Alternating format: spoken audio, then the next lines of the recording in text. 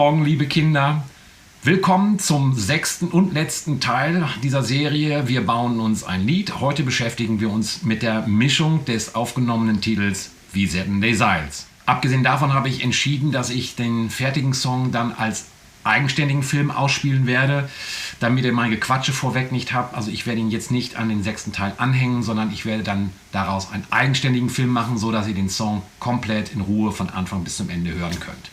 So, 6. Teil, die Mischung oder auch im Englischen Mixdown. Wir werden die ganzen einzelnen Spuren, die wir aufgenommen haben, Schlagzeug, Bass, Gitarren, Gesang, werden wir zusammenführen auf eine Spur, auf eine Stereospur. Und da müssen die Verhältnisse stimmen, da muss es klanglich auch stimmen, so dass das Ganze eine Einheit wird und Spaß macht, dass man es hört.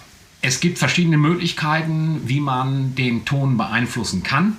Es gibt die Möglichkeit von der Lautstärke her, es gibt die Möglichkeit, etwas vom Frequenzgang zu ändern und es gibt die Möglichkeit, einen Klang mit einem Effekt zu belegen.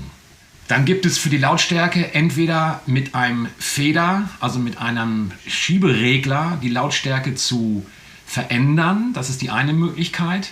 Es gibt auch die andere Möglichkeit, mit einem Kompressor automatisch die Lautstärkespitzen zu drücken und somit eine Lautstärkeangleichung des Signals zu bekommen. Es gibt verschiedenste Effekte, die man auf ein Tonsignal drauflegen kann. Ich zeige euch das mal anhand von einem Hallgerät.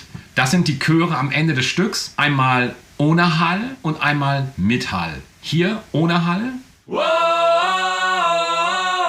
Und jetzt mit Hall. Wow! So, jetzt habe ich noch einen Witz für euch. Wie heißt ein arabischer Tontechniker? Mach mal Hall. Und das war's mit der Serie Wir bauen uns ein Lied. Wie setten der Seils ist fertig. Ich hatte Spaß dran, ich hoffe ihr auch.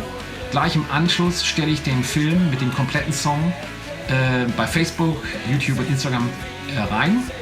Und ich hoffe, euch gefällt der Song. Ich wünsche euch viel Gesundheit, bleibt gesund. Wir hören voneinander und allererst